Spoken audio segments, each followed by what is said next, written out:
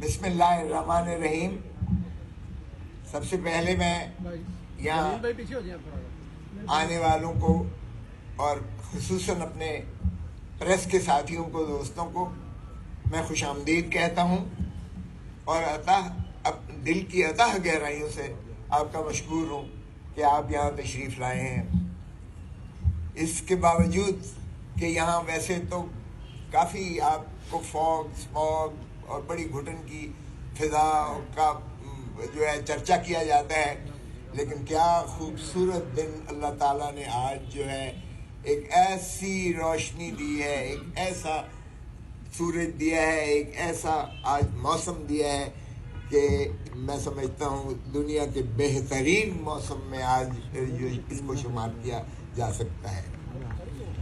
میں پاکستان کے لیے محبتوں کا، امن کا، خوشیوں کا اور میں سمجھتا ہوں بھائی چارہ اور نفرتوں کو دفن کر کے ایک سفر کا آغاز کے لیے میں دعوت دیتا ہوں. اور میں سمجھتا ہوں پاکستان انہی خوشیوں کا متحمل ہے، انہی چیزوں کا متقاضی ہے. 25 کروڑ عوام ہمارے، کیا خوبصورت اللہ تعالیٰ نے ہمیں پاکستان کی شکل میں ایک خطہ دیا ہے. لیکن کیا صرف پاکستان کے طول و عرض کی زمین ہی پاکستان ہے؟ نہیں، اس کی روح ہے پاکستان کے عوام، اور پاکستان کے عوام ہی کو مقتدر کرنا آئین کی منتہا ہے. آئین کے آپ پریمبل سے شروعات کر لیجئے گا اور ریاست کی تعریف میں دیکھیں تو اوپر سے لے کے نیچے تک اقتدار جو ہے اللہ تعالیٰ کے اقتدار اعلیٰ کے تابع وہ پاکستان کے عوام ہی ریاست ہے اس ملک کی.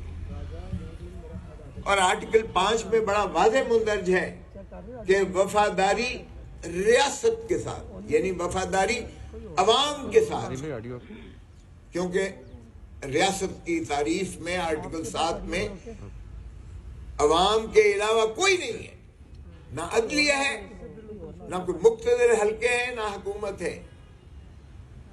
ڈسٹرکٹ اسمبلی ڈسٹرکٹ گورنمنٹ، صوبائی اسمبلی صوبائی حکومت، پارلیمان اور وفاقی حکومت، یہ سبھی مترشح ہوتے ہیں عوام سے، عوام کے منتخب نمائندوں سے. سو ریاست کی روح ہی عوام کی نمائندوں سے ہوتی ہے. اور آرٹیکل 5 میں وفاداری صرف ریاست کی ہے، یعنی عوام کی ہے، اور تابعداری آئین کی ہے، قانون کی پاسداری، جس میں کسی اور کا دخل عمل نہیں ہے. اور یہ لکھا گیا is the inviolable obligation of every citizen of Pakistan.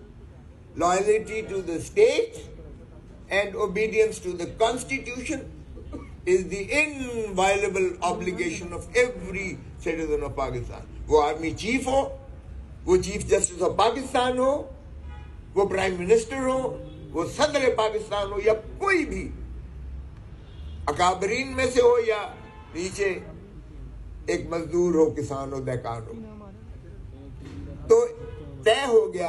اور